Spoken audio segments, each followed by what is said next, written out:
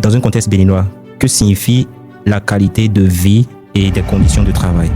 Alors, quand on parle de QVCT, qualité de vie et conditions de travail, au Bénin, déjà, la qualité de vie a trait à tout ce qu'on va mettre en place pour que le travailleur se sente valorisé, c'est-à-dire dans la réalisation de ses tâches, et aussi qu'il se sente en sécurité, qu'il se sente en bonne santé pour faire le travail qu'il doit faire. Les entreprises veulent du profit immédiat. Human First BJ est un média dédié à la transformation du monde du travail au Bénin et en Afrique. À travers des podcasts et des conversations avec des dirigeants, professionnels RH, experts et talents engagés, nous explorons les évolutions profondes des organisations et des pratiques managériales. Notre approche met en lumière les leviers qui permettent aux entreprises de concilier performance économique, bien-être des collaborateurs et impact social. Nos thématiques, qualité de vie au travail, diversité et inclusion, engagement social des entreprises. Notre ambition, contribuer à une nouvelle vision de l'entreprise en Afrique, plus humaine, plus responsable, plus performante. Au Bénin, parler de la qualité de vie au travail peut sembler secondaire, dans un contexte où les entreprises peinent à survivre. Et pourtant, derrière cette réflexion, d'importantes questions se posent. La qualité de vie au travail n'est-elle pas un luxe? La qualité de vie au travail n'est-elle pas nécessaire pour que les entreprises performent mieux? Ici, nous en parlons sans filtre. Bienvenue dans Human First, le podcast dédié à l'humain au sein des entreprises en Afrique. Ici, nous parlons de réalité de terrain, nous parlons de solutions, mais également nous parlons surtout des entreprises. Je suis Freud Arafat Chabiodé et je reçois pour vous aujourd'hui la première femme ergonome au Bénin. Elle est spécialiste des conditions de travail au sein des entreprises et elle en discute avec les acteurs du domaine. Madame, merci d'avoir accepté notre invitation. Merci, Freud. Déjà, est-ce que vous pouvez vous présenter? Bien sûr. Je suis Carole Akogbekan, ergonome et aussi directrice générale du cabinet EcoSafe Afrique qui offre des services en accompagnement HSE, hygiène, sécurité, environnement et responsabilité sociale des entreprises. OK. Donc, nous vous recevons aujourd'hui pour discuter qualité de travail au sein des entreprises, surtout dans un contexte africain où nous connaissons les appréhensions, les préjugés, mais également les réalités du terrain. Et nous sommes ravis de vous recevoir pour connaître les détails, d'accord, spécifiquement liés au terrain en la matière. Et la première question que je m'en vais vous poser, c'est de savoir, dans un contexte béninois, que signifie la qualité de vie et des conditions de travail? Alors, quand on parle de QVCT, qualité de vie et conditions de travail, au Bénin, déjà, la qualité de vie a trait à tout ce qu'on va mettre en place pour que le travailleur se sente valorisé, c'est-à-dire dans la réalisation de ses tâches, et aussi qu'il se sente en sécurité, qu'il se sente en bonne santé pour faire le travail qu'il doit faire ou qu'elle doit faire. Voilà. D'accord. OK. Déjà, merci pour cette définition. Moi, je ne parle pas pour les travailleurs béninois, mais je parle pour moi et je me dis, la définition n'est que théorique. Dans la pratique et dans le contexte béninois, qu'est-ce que vous remarquez, qu'est-ce que vous constatez? Ah, ok. Dans le contexte béninois, c'est sûr que quand on parle de qualité de vie au travail, bon, c'est un peu... La plupart des personnes se disent que c'est pour l'Occident. OK. Ouais, il y a une forme de... Abonnez-vous à la page pour découvrir nos prochains épisodes et rejoindre la conversation autour du futur du travail en Afrique. On va plutôt dire que bon, ça c'est pour les grosses entreprises, c'est pour les blancs, si vous voulez, entre guillemets. Mais certaines entreprises quand même, surtout aujourd'hui au Bénin, les grosses entreprises internationales et quelques PME qui sont subventionnées par l'État, portent quand même des enjeux d'amélioration de la qualité de vie et des conditions de travail. Notamment, si on doit parler peut-être je prends un exemple, dans le BTP par exemple, on sait qu'aujourd'hui, les entreprises du BTP rencontrent beaucoup de problèmes liés à ce qu'on appelle les troubles musculo-squelettiques, qui représentent une maladie professionnelle, c'est-à-dire que c'est contracté sur le lieu de travail et pendant que la personne exécute la tâche. Donc, pour améliorer la qualité de vie au travail, les conditions de travail de ces personnes-là, les employeurs savent que s'ils ne prennent pas soin de leurs travailleurs, ils vont avoir des problèmes de performance et de rendement plus tard. Ouais. Donc, d'où l'enjeu de prendre en compte la santé et la sécurité d'un agent qui travaille dans le BTP. Et aujourd'hui, le problème qu'on rencontre aussi dans le BTP, c'est la difficulté à recruter du personnel qualifié. Parce que vous savez, souvent, on pense que l'être humain est un robot. C'est-à-dire, on va le mettre dans des conditions, je dirais, extrêmes.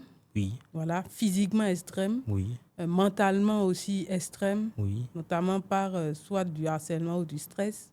Physiquement, par du port de charges lourdes. Vous voyez, on voit souvent des maçons qui portent des sacs de ciment 50 tonnes rapidement, qui posent ça sur l'épaule. Et puis, ou alors des personnes qui le font. Mais c'est en fait la répétitivité. Oui. Ouais, si par exemple, moi ou vous, on se lève et on se dit, bon, on va prendre 1 kilo, un sac de ciment de 50 kilos. Oui. Une fois, ça va. Oui. Mais le faire de façon répétitive, ça épuise le corps progressivement.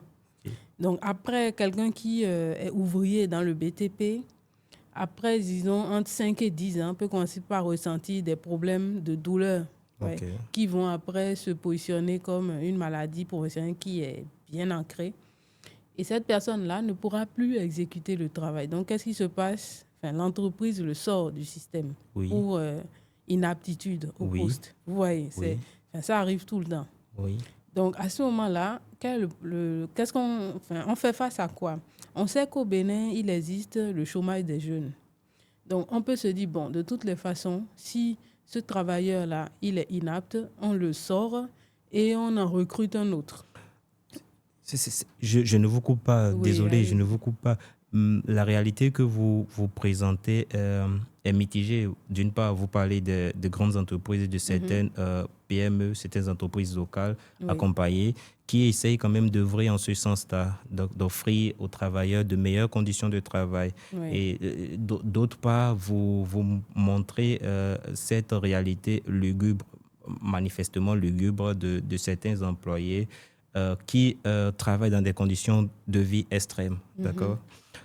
Cela rejoint la question que je m'avais vous poser et l'appréhension de plusieurs personnes, à savoir que parler de qualité de vie et conditions de travail au Bénin est un luxe. C'est simplement un luxe. C'est pour ceux qui sont, comme on le dit, à l'extérieur, c'est pour les grandes multinationales, c'est pour les pays occidentaux. Qu'est-ce qui forge cette perception-là? Est-ce que vous pensez que c'est... je vais dire, le manque de changement, d'accord, cette réalité solidement ancrée au sein de nos sociétés qui forge cette perception-là. Quelles sont selon vous les raisons qui sous-tendent cela? Eh bien, déjà, les raisons sont d'ordre économique, parce que les entreprises veulent du profit immédiat. OK. Et comme on est dans des pays émergents ou en industrialisation, certaines entreprises, que ce soit des grosses entreprises ou des PME, veulent quand même un profit rapidement. Donc, elles n'ont pas envie d'investir à long terme. Parce que quand on investit dans la qualité de vie et les conditions de travail, c'est pour le long terme. Le résultat peut ne pas être visible immédiatement, mais il sera visible dans la durée.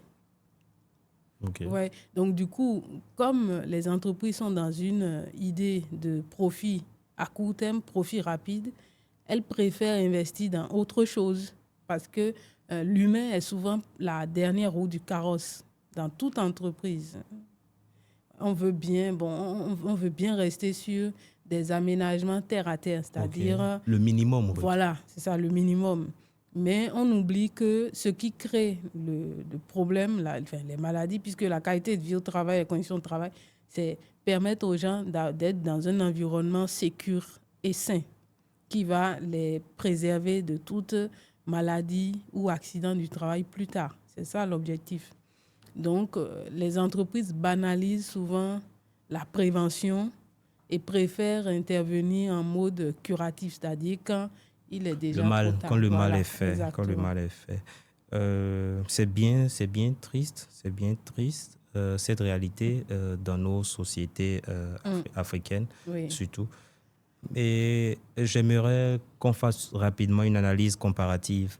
Est-ce que vous avez déjà eu des expériences avec des entreprises, des multinationales par exemple, installées dans d'autres pays? Est-ce que c'est la même situation qu'au Bénin ou c'est la même situation? Si vous êtes déjà intervenu en Occident ou dans les pays de l'Union européenne par exemple, est-ce que c'est la même réalité que vous constatez et tout? Vous avez travaillé sur des projets. Qu'est-ce qui fait la différence entre ceux qui appliquent ou ceux qui offrent à leurs travailleurs de bonnes conditions de vie au travail et ceux qui malheureusement ne le font pas?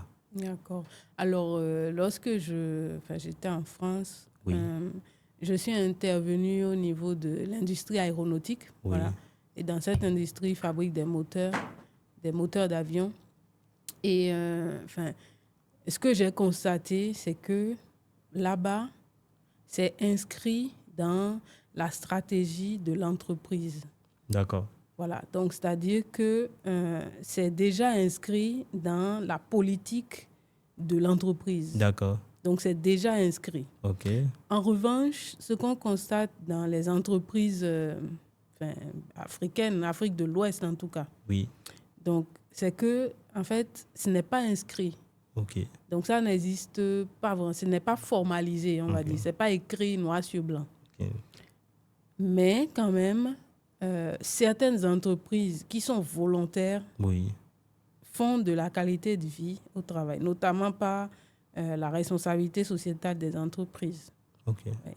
C'est-à-dire que l'entreprise reconnaît que ce qu'elle crée comme profit peut avoir des effets, la mise en place, la mobilisation du corps du travailleur pour réaliser le profit peut avoir des effets sur la santé du travailleur. Okay. Vous voyez ce que je veux dire? C'est-à-dire que quand on met son corps au travail, même si on gagne de l'argent, le corps aussi, comment dire? Vous voyez ce que le corps on mobilise le corps dans le travail qu'on fait. D'accord. Et ce n'est pas sans conséquences. Okay. Ça peut être des conséquences positives quand on est dans un environnement où la QVCT est prise en compte, notamment par des aménagements ou par un management bienveillant ou, je sais pas, un management de la confiance, ou alors sur des aménagements physiques. Maintenant, ça peut être délétère pour la santé dans le cas où on a mis en place un mode de management par la terreur, par le harcèlement, par les menaces. Voilà. Donc là, c'est délétère pour toute l'entreprise. Donc, il y a une nette différence donc entre ce qui est appliqué, vous avez cité l'exemple de la France tout à l'heure, des normes, d'accord, liées au respect de la qualité de vie au travail, d'accord, et bien évidemment des conditions de travail inscrites dans la stratégie de l'entreprise, ce qui n'est pas notre réalité ici, malheureusement, pour certaines entreprises. Exact. Oui, l'autre chose, c'est que, vous voyez, par exemple, moi, je suis intervenue dans une filiale ici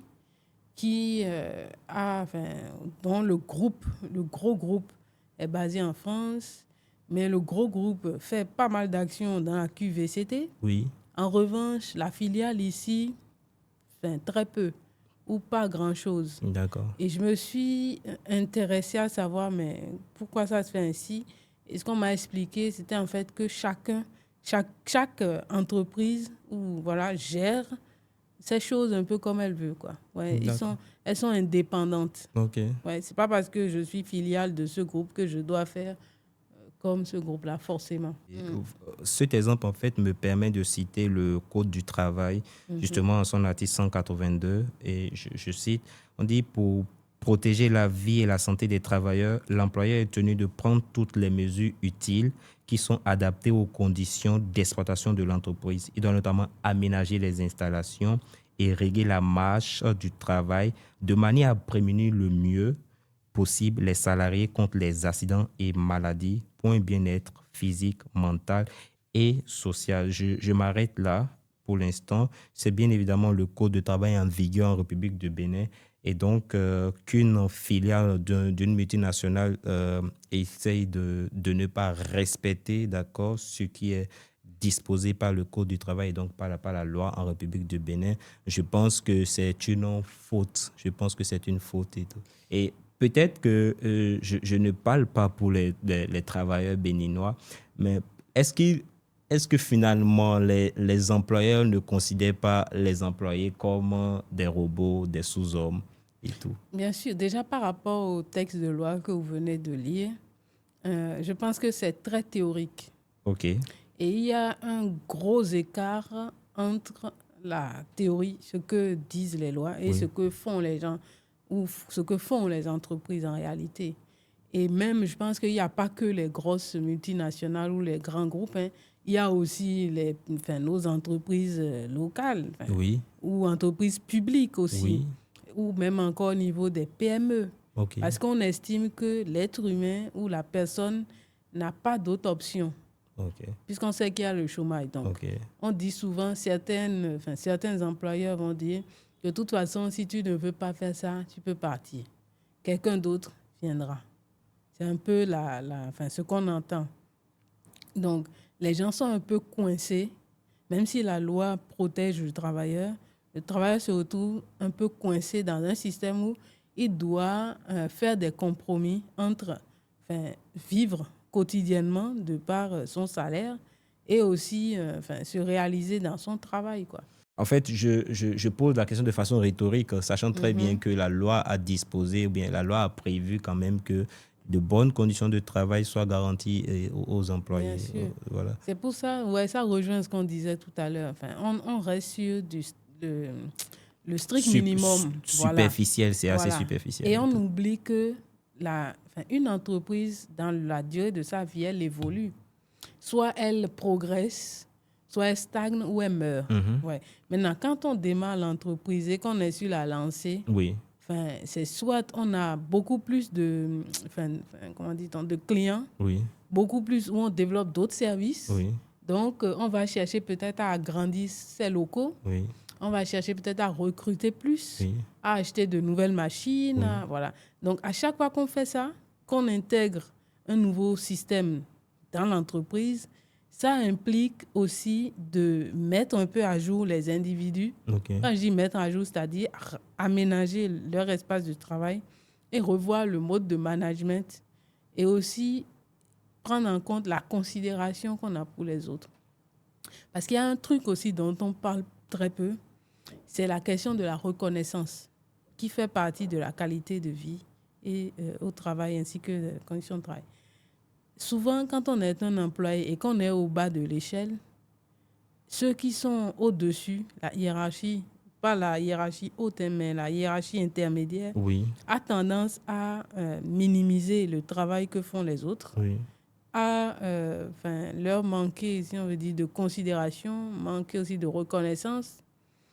Et tout ça fait que les personnes, dans la réalisation de leur travail, se disent, bon, je viens là, je sais que c'est pour mon salaire parce que j'ai besoin de vivre, il faut bien vivre. Et puis, c'est compréhensible aussi.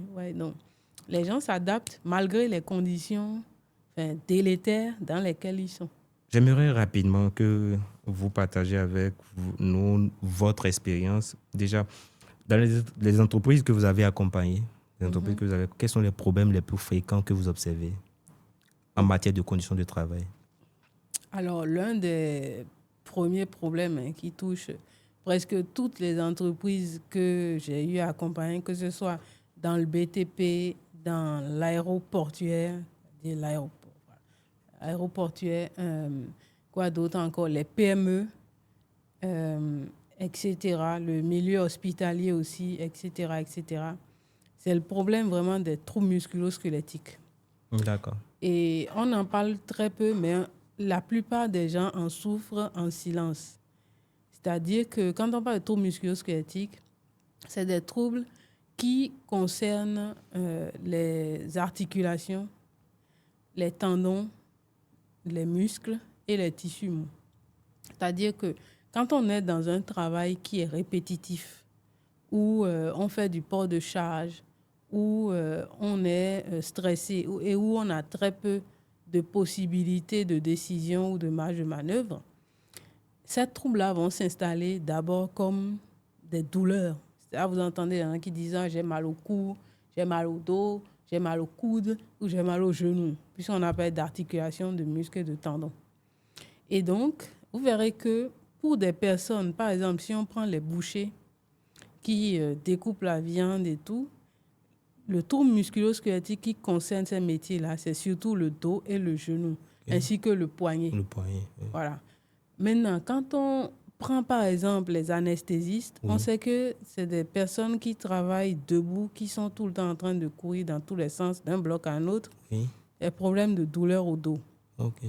Quand on prend les personnes qui travaillent sur écran, problème de douleur au dos et au cou, ou alors un peu des poignets. Oui. Parce que quand on reste assis longtemps, on a mal au dos. Quand on reste aussi debout longtemps pour travailler, on a mal au dos. Autre problème, quand on prend les personnes qui travaillent dans le BTP, c'est l'appareil locomoteur entier qui est, j'ai envie de dire, qui est cassé. Parce que si vous avez eu l'opportunité de voir quelqu'un qui a démarré au bas de l'échelle en tant qu'ouvrier dans le BTP, peut-être il a démarré à 20 ans. Et vous savez, quand on est jeune et on commence un travail, on donne tout. Hein. Oui. Voilà, on le fait tous. Donc, le jeune ouvrier dans le BTP, il a tout donné. Et vous verrez qu'à 40 ans, il a l'air de quelqu'un de 80 ans. Voilà. Parce que le corps a été usé. Voilà, le corps a été éprouvé physiquement d'abord. Parce que c'est fortement physique. Donc, quand on prend aussi les métiers, que ce soit dans les agents d'entretien, aussi des problèmes de dos, de genoux, d'articulation. Donc, on voit vraiment, en fait, les effets du travail. Et je dis souvent que tout le monde est concerné, que ce soit le DG, au plus haut du sommet de la pyramide, mais pas au même degré que l'ouvrier. Donc, c'est ça là, qui fait la différence. Donc, je pense que dans toutes les entreprises, c'est ça le problème. Okay. Parce que quelqu'un qui, imaginez, d'abord, la douleur au dos, elle est passagère. Elle vient et elle part. Mais à un moment donné, si rien n'est fait, c'est-à-dire quoi? Aujourd'hui, quand les gens ont mal au dos, qu'est-ce qu'ils font? Ils vont voir le médecin du travail qui leur donne des comprimés. Voilà. Ou alors, voilà. Et ils reviennent dans le même environnement à risque. Parce que ce qui crée le problème de dos ou tout autre problème musculo-squelettique, c'est l'environnement dans lequel vous êtes qui contient tous ces risques-là. Vous citez très bien et de façon précise les problèmes physiques. Oui. J'aimerais savoir s'il y a des problèmes mentaux. Oui, bien sûr. Vous voyez, c'est vrai qu'on n'en parle pas souvent, mais tout est lié. On peut parler du stress. Oui. Vous savez que le stress aujourd'hui est biologique. Oui. C'est-à-dire que le stress crée la maladie. Si par exemple vous avez un point physique et que vous n'êtes pas stressé, vos tissus vont se réparer d'eux-mêmes. Okay. Par le fait que vous serez en joie, vous serez heureux. Voyez. Maintenant, si vous avez des tissus ou des muscles qui sont déchirés musculaires et que vous êtes stressé, je vais dire négativement, c'est-à-dire vous êtes en colère, vous êtes triste, vous êtes, dans le ressentiment, vous allez créer la maladie, notamment la maladie qui va arriver, quoi. Que ce soit hypertension, troubles musculaires, tout un tas de maladies. Et en plus de ça, si dans votre entreprise, le mode de management est basé sur la terreur, la menace, le harcèlement moral, c'est parti, hein. C'est la recette magique pour se créer toutes sortes de maladies. Autrement, c'est un ensemble, c'est un cocktail. C'est un ensemble, c'est un cocktail. Exactement, c'est un cocktail. Et J'aimerais savoir si, dans votre expérience, il y a une situation particulièrement qui vous a marqué. Si oui, quelle a été la réponse, l'approche adoptée pour régler cette situation? Ok, alors, la plus récente, je pense que j'étais dans une entreprise où les personnes font du travail physique, c'est-à-dire soulever des objets lourds. Et en plus de ça, je me suis rendu compte que le mode de management était quand même un peu basé sur la terreur. OK. Voilà, les menaces. Et donc, les personnes, en plus d'être fatiguées, en plus que leur corps soit fatigué, Ils sont stressés. ils sont stressés. Et qu'est-ce que ça fait? Ça fait que à un moment donné, ils tombent malades. Ils ont mal au dos parce qu'ils sont dans du travail physique. Et comme ils sont encore stressés, la douleur est amplifiée. Et donc, ils ne peuvent plus tenir le poste. Donc, ils prennent des arrêts maladie. Mais en même temps, il ne faut pas oublier que la personne qui prend un arrêt maladie a une famille. Mhm. Et que cette personne-là ne le fait pas toujours volontairement. Parce que, bon, on doit nuancer les choses. Certains, voilà.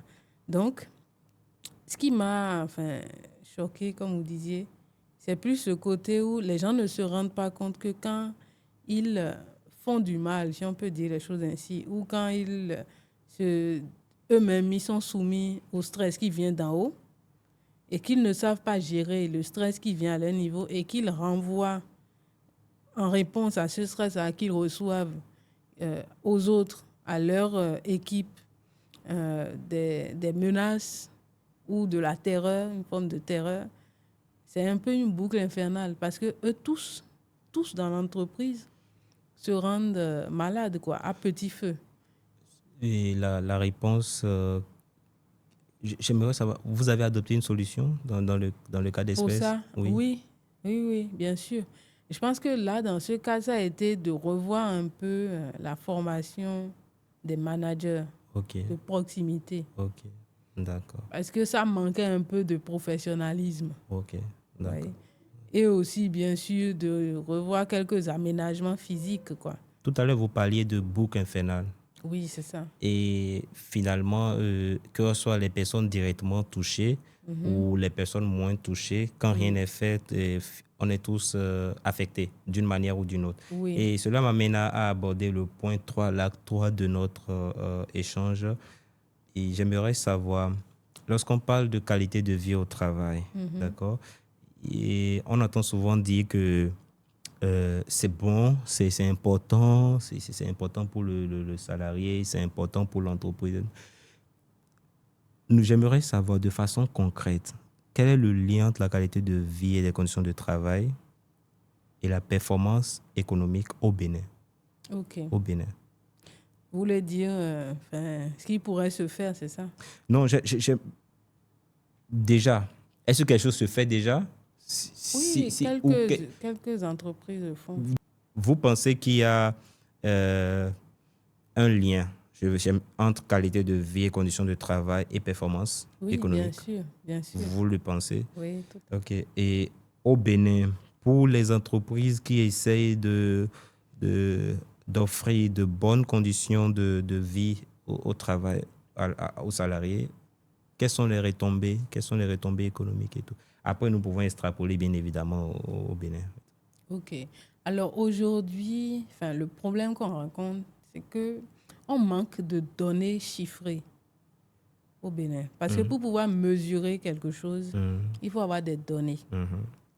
Et quand on prend la qualité, si on se dit, on prend la qualité du travail et l'amélioration des conditions de travail, on peut déjà aller sur ce dont je vous ai parlé tout à l'heure, l'amélioration ou la réduction des troubles musculo-squelettiques. Okay. Vous voyez, si on prend ce angle-là, déjà, les gens en entreprise, les travailleurs, ont du mal à déclarer un accident du travail et une maladie dont ils souffrent. Autrement, nous sommes dans un flou. Il n'y a pas une éducation en la matière. C'est tout un flou. Donc, même quand les personnes sont souffrantes, elles ne savent pas forcément si cette maladie est liée à l'exercice quotidien. Et aussi, c'est tabou. Okay. Parce que vous savez, si vous êtes en entreprise et que c'est tout le temps vous qui êtes malade, les gens peuvent se mettre ensemble pour tenter de vous faire sortir. Vous voyez ce que éjecter. Voilà, vous sortir de l'entreprise. Deuxième chose, il ne faut pas oublier que, on est au Bénin et que faut prendre en compte les réalités endogènes du pays. Donc, les gens n'aiment pas trop parler de leurs problèmes de santé, de peur que quelqu'un entre dedans pour chambouler le tout. Voilà, c'est des trucs que des appréhensions, des préjugés. Voilà, m'ont confié. Donc, il y a déjà la question de la fatalité, de ne pas avoir... Donc, ils ne déclarent pas. Donc, l'Institut, l'INSTAD, qui s'occupe de récupérer ces données-là, n'a pas ces données. Parce que quand on essaye de voir, mais quels sont les chiffres, quel est le taux de maladie professionnelle qu'on a, pour mesurer la performance, on n'a pas. On vous dit, les travailleurs ne déclarent pas.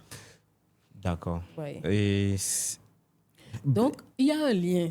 Attendez, il y a un lien avéré. Ça, c'est clair et net. Mais il faudrait qu'une entreprise soit dans le parcours, commence son parcours du début et qu'elle suive la trame là jusqu'à la fin. C'est-à-dire, si elle sollicite un accompagnement pour réduire les troubles musculo-squelettiques, il faudrait qu'elle inscrive ça dans un projet de long cours, pas dans un accompagnement ponctuel d'une fois et c'est fini. Ouais, là, on ne peut pas quantifier, mais il y a un lien qui est avéré.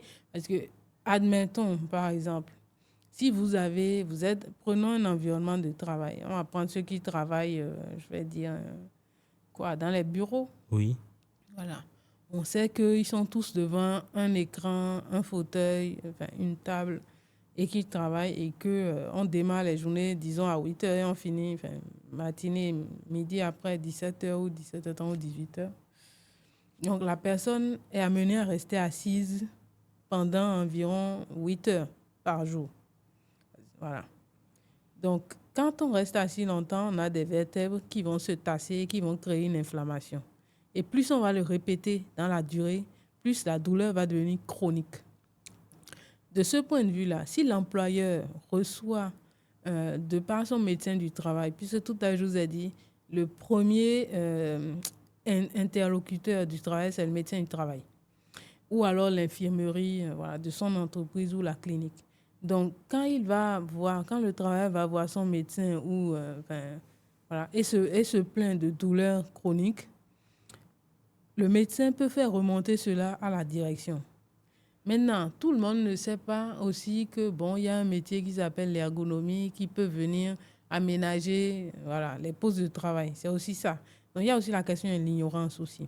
Donc, pour ceux qui savent, le revers de la médaille, c'est une fois que l'accompagnement a été sollicité, que ça se poursuive dans le temps. Vous voyez ce que je veux dire? Parce que souvent, les entreprises veulent juste faire un truc d'une fois. Par exemple, aujourd'hui, on parle beaucoup de team building.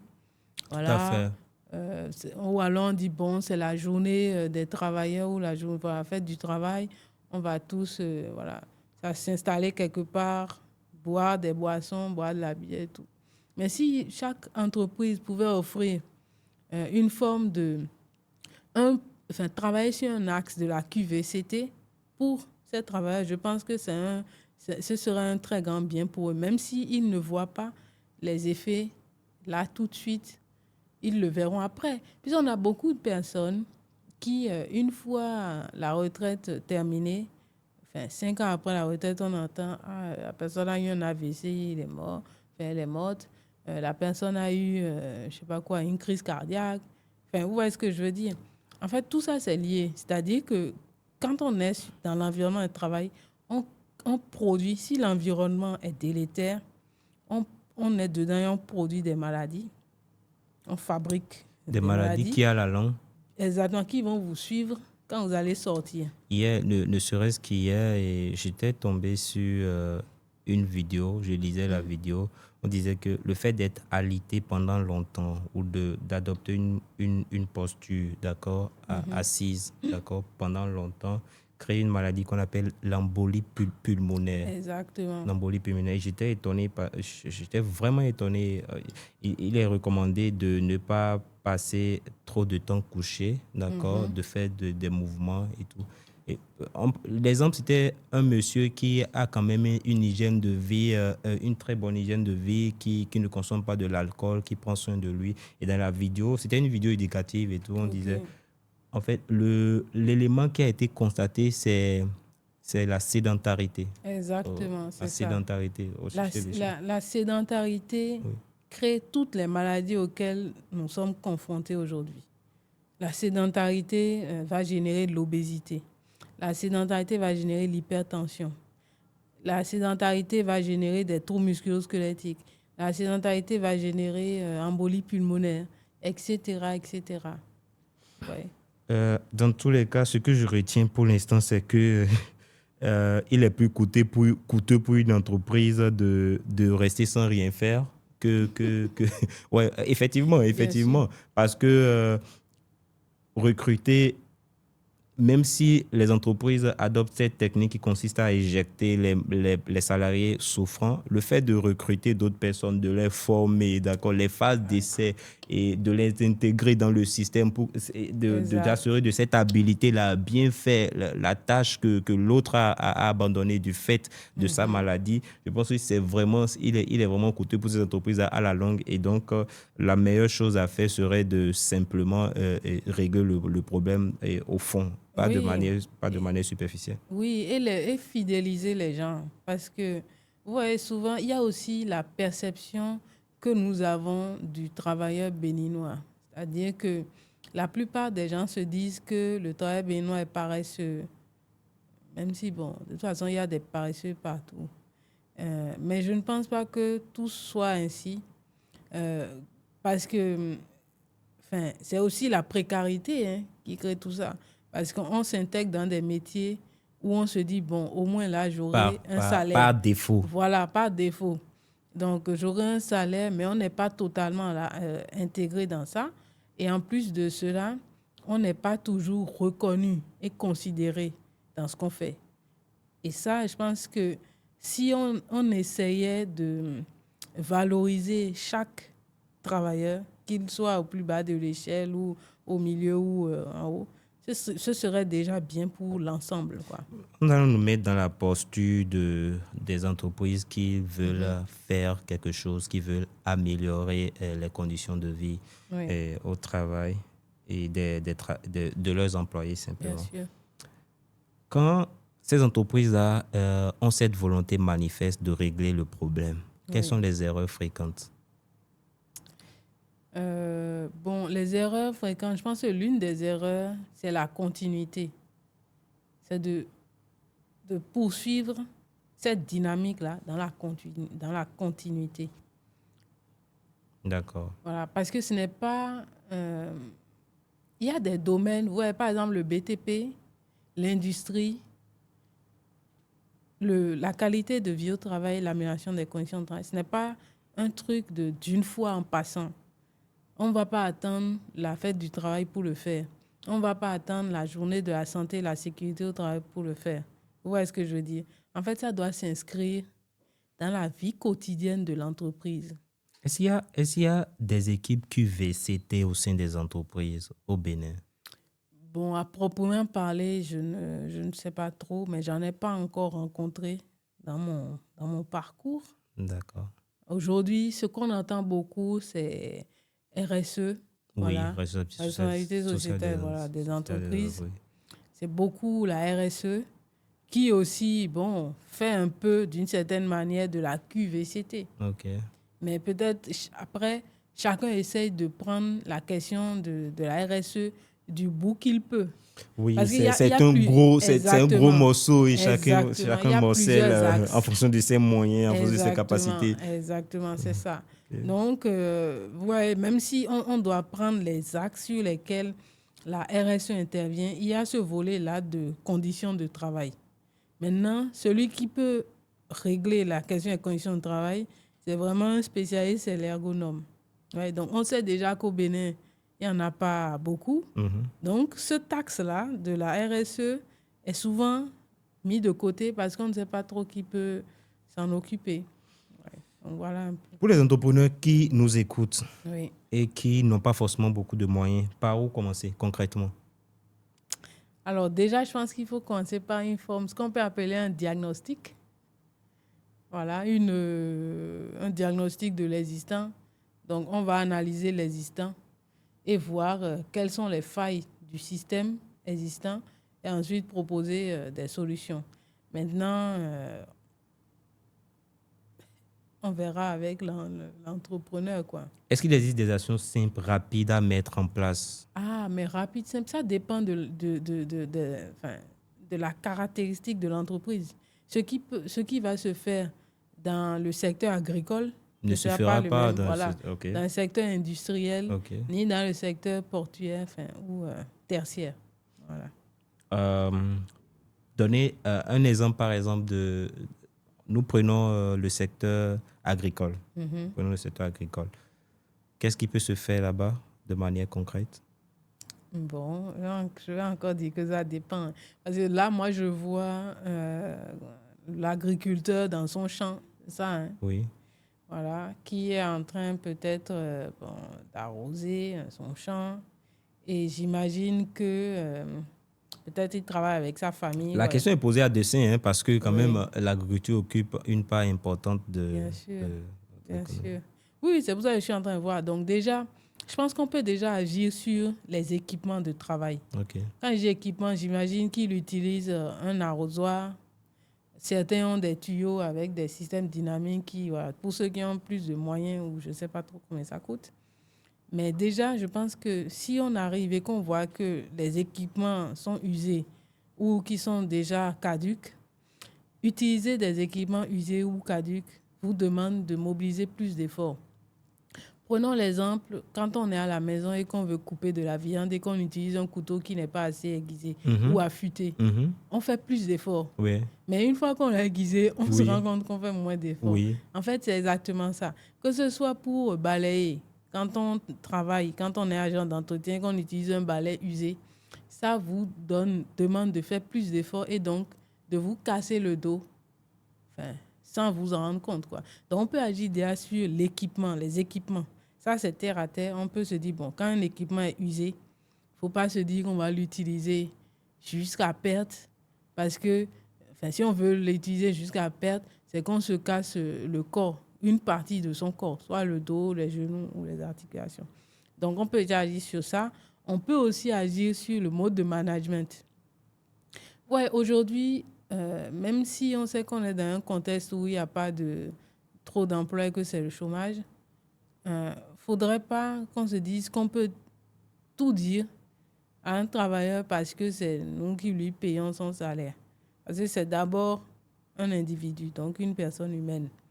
Donc, faudrait quand même si on se sent au-dessus de la personne, faire preuve de respect et de considération, tout en posant des limites. Je ne veux pas dire qu'il faut tout accepter, mais poser des limites et montrer à la personne, bon, ça, c'est des limites à ne pas enfreindre.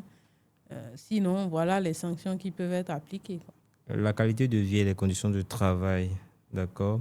Lorsque l'on soulève la question, est-elle différemment perçue selon que nous soyons dans le milieu formel ou informel? Bien sûr. Déjà, si on est dans l'informel, personne ne s'intéresse à ça.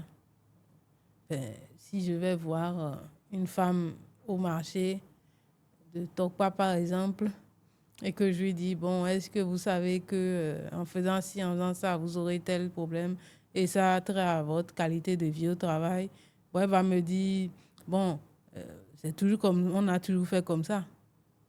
On fait avec, mon Dieu, mais non blogon. Donc, bon, après, il y a aussi, c'est aussi une question de mentalité, hein, je pense.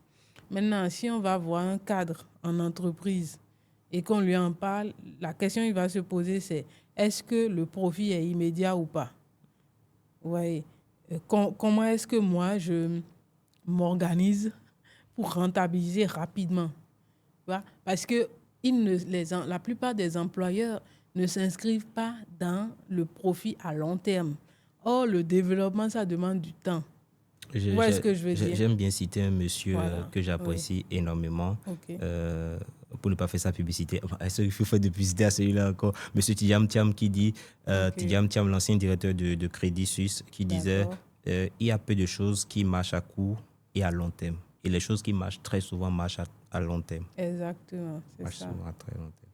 Les enfants ne travaillent pas. Les enfants, surtout ceux qui sont inscrits à l'école, ils se forment.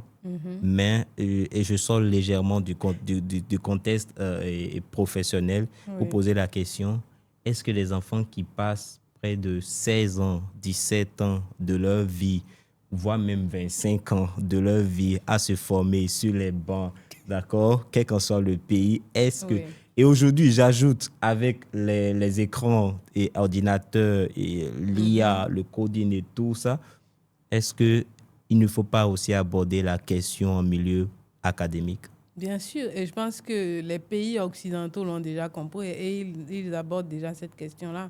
C'est clair que on est déjà entré dans l'ère de l'IA.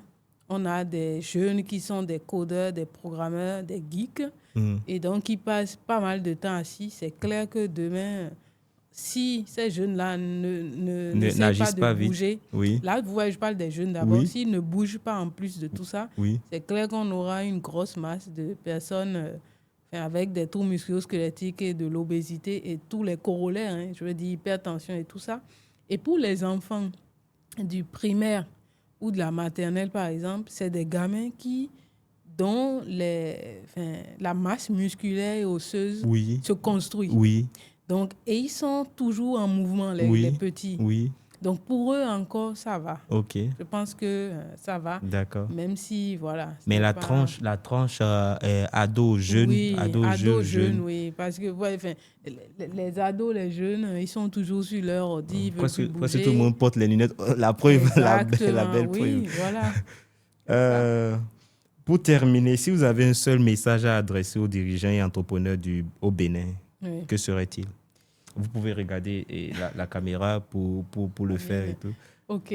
Alors, je pense que si j'ai un message à passer, ce serait que pour construire et bâtir une grosse entreprise, en tout cas, si on a une vision de pérennité pour son entreprise, il ne faut pas négliger la question de la qualité de vie au travail et des conditions de travail. Parce que même si vous ne voyez pas le retour sur investissement tout de suite, c'est clair que vous verrez que en investissant dedans, vous allez réduire le taux d'absentéisme de vos travailleurs. Et on sait que, et les RH le savent très bien, que l'absentéisme a un coût, ainsi que les besoins en termes de formation. Voilà. Merci. Merci beaucoup, Madame Carole, pour cet échange, pour avoir accepté notre invitation. On retient que la qualité de vie et les conditions de travail, cet ensemble n'est pas un luxe, d'accord? Au contraire, mener des actions dynamiques en la matière est une manière durable, pérenne de bâtir nos entreprises. Si vous êtes entrepreneur, vous êtes manager ou une personne qui a des intérêts directs ou indirects, en ce qui concerne cet échange, nous vous prions déjà de commencer par poser les pas afin que votre entreprise soit durable, que vous évitiez l'absentéisme et surtout que vous préserviez la qualité de vie et la santé de vos travailleurs. Merci beaucoup de nous avoir suivis sur Human First et c'est notre premier épisode en la matière. Bien évidemment, nous allons toujours réfléchir avec les experts et acteurs du domaine afin qu'ensemble nous bâtissons des entreprises pérennes. Merci beaucoup et à la prochaine.